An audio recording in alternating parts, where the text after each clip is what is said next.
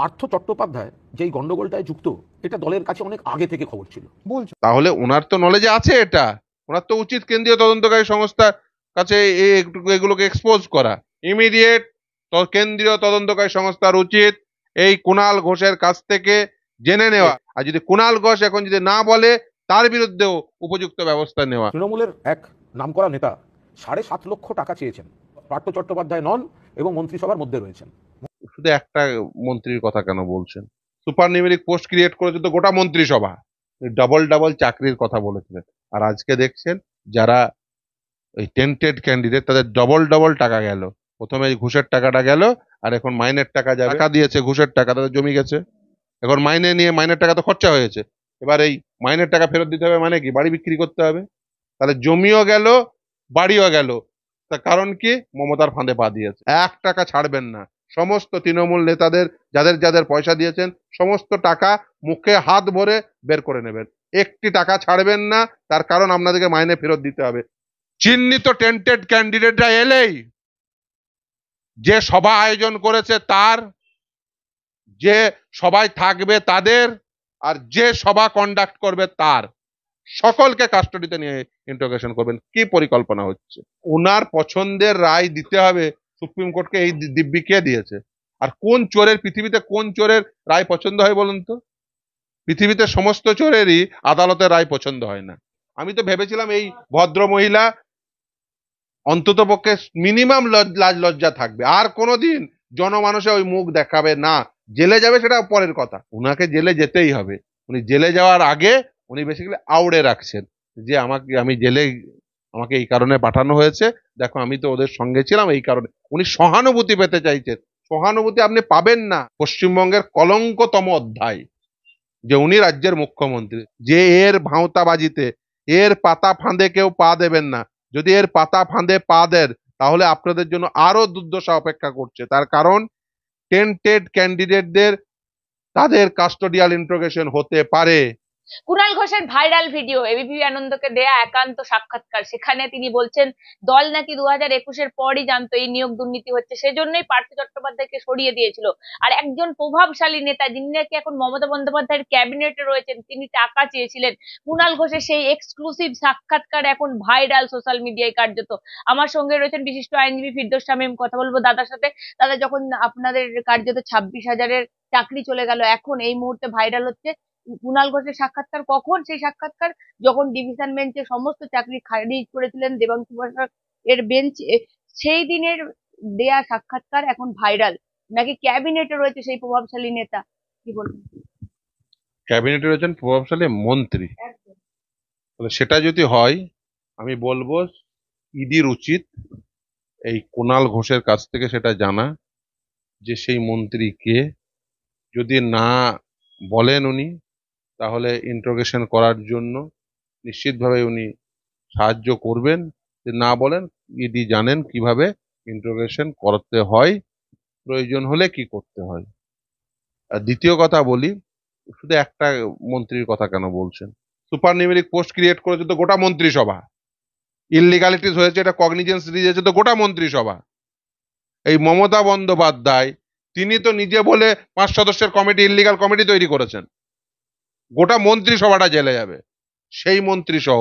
আর কুণাল ঘোষ যেহেতু স্পেসিফিকলি বলেছে একজন মন্ত্রীর কথা, আমি বলবো ইমিডিয়েট, যেহেতু সুপার নিউমেরিক নিয়ে স্টে হয়ে আছে আগামী 8 তারিখ শুনানি, ইমিডিয়েট কেন্দ্রীয় তদন্তকারী সংস্থার উচিত এই কুণাল ঘোষের কাছ থেকে জেনে নেওয়া যে সেই মন্ত্রীকে, আর যদি কুণাল ঘোষ এখন যদি না বলে তার বিরুদ্ধেও উপযুক্ত ব্যবস্থা নেওয়া। তার কারণ তিনিও কিন্তু এই চক্রের অংশ। তার নলেজে আছে, নিশ্চিত নলেজে আছে।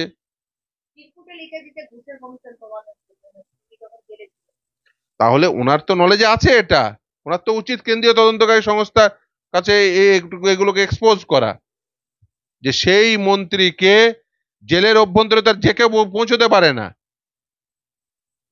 তাহলে তিনি একজন আধিকারিক, না হলে ওয়ার্ডেন, না হলে একজন জেলের ওনার সঙ্গে যারা ছিলেন, তাহলে হয় জেলের আসামি, না হলে জেলের আধিকারিক। তাহলে সেই ব্যক্তিকে, সেই মন্ত্রীকে যার নাম নিয়ে এই দরাদরি হয়েছে, সে কোথায় চাকরি করছে, কোন স্কুলে চাকরি করছে, বা আদৌ চাকরি করছে কিনা। আর এই যে বলছেন না 5 লাখ 7 লাখ 7.5 লাখ যা বলছেন, আপনি যদি দেখেন ওই ওএমআর শিট, ফাঁকা ওএমআর শিট, সকলে ভাববে না চাকরি পেয়েছে ফাঁকা ওএমআর শিটে।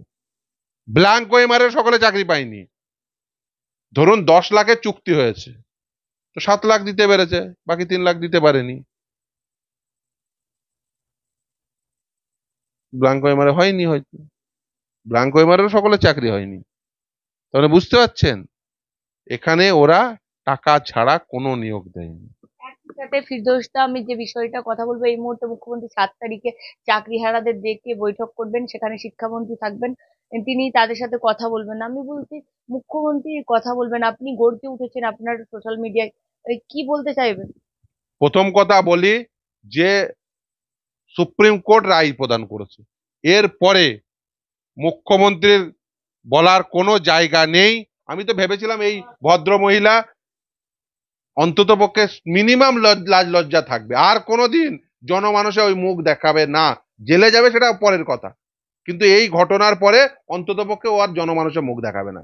কিন্তু দেখলাম যে চরম নির্লজ্জের মতো এসে বসলো, সাংবাদিক সম্মেলন করলো, আবার আগামী 7 তারিখ এই যে নতুন করে সভা ডেকেছে। উনি কি বলেছেন যে উনি চিহ্নিত টেন্টেডদের সঙ্গে বসবে না? বলেছেন কি? বলেননি। কেন বলেননি? উনি তো বলেছেন 26,000-এর সঙ্গেই আছি, তাতে যদি বিজেপি আমাকে জেলে পাঠায় জেলে যাব। হ্যাঁ, এক্স্যাক্টলি। উনি তো 26,000-এর সঙ্গেই থাকবেন, উনি তো থাকবেন টেন্টেডদের সঙ্গে। উনি তো বলতে পারছেন না যে না না যারা আনটেন্টেড আমি তাদের সঙ্গে থাকবো না। উনি আসলে এইটা বলে উনি থাকতে চাইছেন টেন্টেডদের সঙ্গে। তার কারণ টেন্টেডরা তো ওনাকেই টাকা দিয়েছেন, ওনাদেরকেই টাকা দিয়েছেন। ওনাদেরকে যেহেতু টাকা দিয়েছেন, ফলে ওনাদেরকে যারা যারা টাকা দিয়েছেন তাদের যাতে টাকা ফেরত না দিতে হয়, সেই জন্য তাদেরকে বার্তা দেওয়া যে দেখো আমি তোমাদের পাশে আছি। হয়তো নতুন পরিকল্পনা করবেন। উনি বেসিক্যালি দেখুন, উনাকে জেলে যেতেই হবে। উনি জেলে যাওয়ার আগে উনি বেসিক্যালি আউড়ে রাখছেন যে আমি জেলে, আমাকে এই কারণে পাঠানো হয়েছে, দেখো আমি তো ওদের সঙ্গে ছিলাম এই কারণে। উনি সহানুভূতি পেতে চাইছেন। সহানুভূতি আপনি পাবেন না, আপনাকে এমনিও জেলে যেতে হবে। তার কারণ এই দুর্নীতিটি শুরু করেছেন আপনি। এই দুর্নীতি যখন ধরা পড়ে যাওয়ার পরে এই দুর্নীতিটি ঢাকার জন্য আপনি সমস্ত রকম পদক্ষেপ করেছেন এবং আজও করে যাচ্ছেন, এবং বলেছিলেন একজনেরও চাকরি যাবে না। কেন? সাদা খাতার মাস্টার কেন স্কুলে থাকবে? সাদা খাতার মাস্টারের কাছে কেন গ্রামের গরিব মানুষের সন্তানরা তারা পাঠ নেবে? তাদের সঙ্গে থেকে আসলে আপনি বার্তা দিয়েছেন আপনি চোরেদের সঙ্গে থাকতে বেশি স্বচ্ছন্দ বোধ করেন। আসলে উনি চোর, দুর্নীতিগ্রস্ত, বোমবান্ধে যারা দুষ্কৃতী, তাদের সঙ্গে থাকতে উনি বেশি পছন্দ করেন। কিন্তু ফিরদৌসদা, মুখ্যমন্ত্রী যে কথা বলছেন, তিনি তিনি বলছেন যে আমি মানুষের সাথে থাকতে চাইছি, কারণ আপনারা পশ্চিমবঙ্গের ছাত্রদের ভবিষ্যৎটা নষ্ট করে দিচ্ছেন, যুবদের ভবিষ্যৎটা নষ্ট করে শুধু পশ্চিমবঙ্গকে কেন টার্গেট করা হচ্ছে, কেন কলঙ্কিত করার চেষ্টা করা হচ্ছে? উনি কলঙ্কিত হতোই না যদি উনি রাজ্যের মুখ্যমন্ত্রী না হতো। পশ্চিমবঙ্গের কলঙ্কিত অধ্যায় সেদিন শুরু হয়েছে যেদিন থেকে উনি রাজ্যের মুখ্যমন্ত্রী। পশ্চিমবঙ্গের কলঙ্কতম অধ্যায় যে উনি রাজ্যের মুখ্যমন্ত্রী। নাহলে কোনো মুখ্যমন্ত্রী বলতে পারে? আর ওনার সময় কি কি হয়েছে? আমি তো আর অন্য রাজ্যের বাসিন্দা না, আমি তো এই রাজ্যের বাসিন্দা। আমি আমার রাজ্যের মুখ্যমন্ত্রীকে দেখছি, সে বলছে যে সাদা খাতার মাস্টারের সাথে আমি আছি। আমি দেখছি যে যারা ওর দলের লোকজনকে টাকা দিল তাদের সঙ্গে মুখ্যমন্ত্রী আছে। আসলে উনি চাইছেন ওই যে টাকাগুলো ফেরত চাইবে, ওই টাকা ফেরত আটকাতে উনি এখন বদ্ধপরিকর হয়েছেন। সেই জন্য কি করছেন, এদেরকে ডেকে নিয়ে এদেরকে ভাঁওতাবাজি দিচ্ছেন। আমি বলছি, ক্যামেরার সামনে বলছি, যে এর ভাঁওতাবাজিতে, এর পাতা ফাঁদে কেউ পা দেবেন না। যদি এর পাতা ফাঁদে পা দেন তাহলে আপনাদের জন্য আরো দুর্দশা অপেক্ষা করছে। তার কারণ টেন্টেড ক্যান্ডিডেটদের তাদের কাস্টোডিয়াল ইন্ট্রোগেশন হতে পারে। ফলে এই যাদের কাস্টোডিয়াল ইন্ট্রোগেশন হওয়ার সম্ভাবনা রয়েছে তাদের সঙ্গে একসঙ্গে সাহচর্যতা রেখে একই সভায় যদি কোনো অন্য কোনো পরিকল্পনা হয় তাহলে কিন্তু আপনিও সেই পরিকল্পনার অংশ হয়ে যাবেন। ফলে কোনোভাবেই যে পরিকল্পনা উনি করতে চাইছেন বা করবেন সেই পরিকল্পনার অংশ হবেন না। যদি সেটা দুর্নীতিগ্রস্ত পরিকল্পনা হয়। পার্থ বসু বলছেন যে যারা চাকরি চলে গেছে তারা স্কুলে যাচ্ছে না। আমার তো ঠিক জানা নেই। কেন উনি জানবেন না? উনি শিক্ষামন্ত্রী। আমরা সেই যদি কিছু হয়ে থাকে নিশ্চিতভাবেই এই রায় হওয়ার পরে যদি না জানেন জানানোর ব্যবস্থা আছে, আমরা তো জানিয়ে দিয়েছি অলরেডি।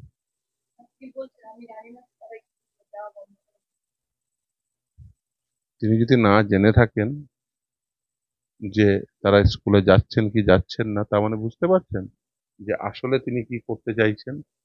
আমি তো তার একটা ভিডিও বেশ ভাইরাল হচ্ছে দেখছি, যে তার কোটার চাকরি তিনি তার নিজের লোককে দেবেন।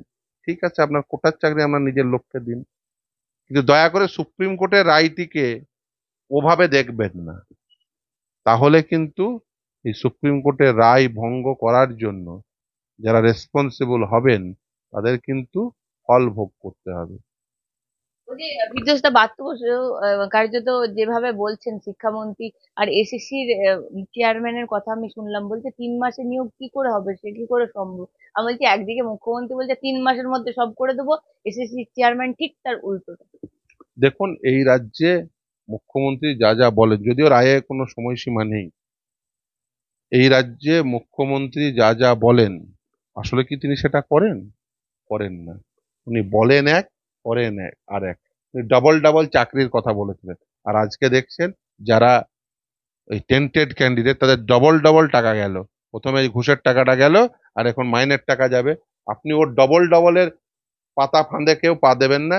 ওর পাতা ফাঁদে যে পা দেবেন, ওর সঙ্গে সাহচর্যতা রাখলে প্রথমে জমি বিক্রি করে যারা ধরুন টাকা দিয়েছে ঘুষের টাকা, তাদের জমি গেছে।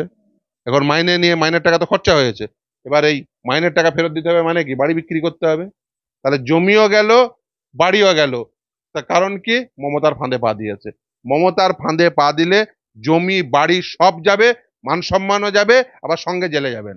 অতএব সাধু সাবধান। আগামী 7 তারিখ যে পরিকল্পনার জন্য না, না, রাগার ব্যাপার নেই। দেখো দেখো না, দেখুন, আমি মমতা বন্দ্যোপাধ্যায়কে যেভাবে দেখছি, দেখুন, একটা রায় রায় হয়েছে সুপ্রিম কোর্টে, তারপরে আর কি করার থাকতে পারে? আপনি খুব বেশি হলে আইনি পদক্ষেপ করতে পারেন। আপনি সভা ডেকে আপনি কি করতে চাইছেন? যাদের চিহ্নিত টেন্টেড ক্যান্ডিডেট তাদের ডাকছেন, অবভিয়াসলি সেটাই লক্ষ্য রাখতে হবে। আমি বলবো কেন্দ্রীয় তদন্তকারী সংস্থা, যাদের উপরে কলকাতা হাইকোর্টের এই নির্দেশ ছিল যে টেন্টেড ক্যান্ডিডেটদের কাস্টোডিয়াল ইন্টারোগেশন, সেই কাস্টোডিয়াল ইন্টারোগেশন হওয়ার যোগ্য যে টেন্টেড ক্যান্ডিডেট তারা রাজ্যের মুখ্যমন্ত্রীর সাথে বসছে। এই ছবি যদি থাকে, আমি বলবো সিবিআই কে এই যতজন আসবে সকলের ভিডিওগ্রাফ করবেন। চিহ্নিত টেন্টেড ক্যান্ডিডেটরা এলেই যে সভা আয়োজন করেছে তার, যে সবাই থাকবে তাদের, আর যে সভা কন্ডাক্ট করবে তার, সকলকে কাস্টডিতে নিয়ে ইন্টারোগেশন করবেন। কি পরিকল্পনা হচ্ছে? কেন কেন এটা করা হচ্ছে? কি উদ্দেশ্যে করা হচ্ছে? টেন্টেড ক্যান্ডিডেট 26,000-কে ডেকেছেন। টেন্টেড ক্যান্ডিডেটরা এলেই কি উদ্দেশ্যে এসছে, কেন এসছে? কারণ কলকাতা হাইকোর্টের রায় আছে কাস্টোডিয়াল ইন্টারোগেশনের। এই নিয়োগ সংক্রান্ত যেখানে পরিকল্পনা হবে, যেখানে পরিকল্পনার অংশ হবে, সমস্ত জায়গায় ভাববেন, ভেবে রাখবেন যে এই রায় বলবৎযোগ্য।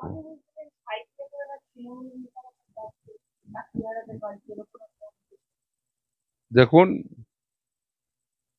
ইতিমধ্যেই তারা পরিকল্পনা করছেন, এবং সেই বৃহৎ পরিকল্পনার অংশ হিসেবে তারা বিভিন্ন রকম পদক্ষেপ করছেন। শুধু তাই না, আপনাকে আমি একথাও বলতে পারি যে তৃণমূল তাদের যে শুধুমাত্র এই অংশটি, একটা অংশ রয়েছে যারা শুধুমাত্র এই তৃণমূল দলটিই করে, শুধুমাত্র এই দালালির অংশ হবে বলে, এই দুর্নীতির অংশ হবে বলে। তৃণমূলকেও খুব ভালোবেসে করে বলে আপনি মনে করেন? বেশিরভাগ অংশটাই দালালির অংশ হবে। এই 26,000-এর মধ্যে তৃণমূল, বিজেপি, সিপিএম সবাই আছে, নিশ্চয়ই ফিরদৌসদা। আর একটা জিনিস, এই মুহূর্তে মুখ্যমন্ত্রী বলছেন আমি জাজমেন্ট আমার পছন্দ নাই হতে পারে, আর রায় ওনার পছন্দ না। তা দেখুন, এই রায় উনি মানেন? ওনার পছন্দের রায় দিতে হবে সুপ্রিম কোর্টকে, এই দিব্যি কে দিয়েছে? আর কোন চোরের, পৃথিবীতে কোন চোরের রায় পছন্দ হয় বলুন তো? পৃথিবীতে সমস্ত চোরেরই আদালতের রায় পছন্দ হয় না। ওনার পছন্দের রায় দিতে হবে। হ্যাঁ, চুরি করো তুমি, হ্যাঁ তুমি ওই সব পয়সা নাও, হ্যাঁ হ্যাঁ তোমার মন্ত্রিসভায় ছিল তার মেয়ে অঙ্কিতা অধিকারী চাকরি রেখে দাও যে ইন্টারভিউ দেয়নি, তাহলে ওনার খুব পছন্দ হতো। ওনার পছন্দ হতো যে সকলের চাকরি থাকলো, তাহলে বিরাট পছন্দ হতো, কারণ ও তাহলে ওই টাকাগুলো হজম করে নিত। আমি বলছি দেখুন, আপনারা গ্রামের গরিব ছেলে, আপনার বাবা হয়তো এই সারা জীবন চাকরি করে পেনশন পেয়েছে, অবসরকালীন যে টাকাটুকু পেয়েছে সেটুকু দিয়ে চাকরি কিনেছিলেন, 1 টাকা ছাড়বেন না। সমস্ত তৃণমূল নেতাদের যাদের যাদের পয়সা দিয়েছেন সমস্ত টাকা মুখে হাত ভরে বের করে নেবেন, একটি টাকা ছাড়বেন না। তার কারণ আপনাদেরকে মাইনে ফেরত দিতে হবে, তার কারণ রায় হয়ে গেছে। এরপরে আর নতুন করে যতক্ষণ পর্যন্ত না সুপ্রিম কোর্ট কিছু করছে, অন্য কিছু বলার উপায় নেই। ফলে মাইনে যাদের ফেরত দিতে হবে তারা কিন্তু ঘুষের টাকাটা অন্ততপক্ষে ফেরত নিয়ে নেন।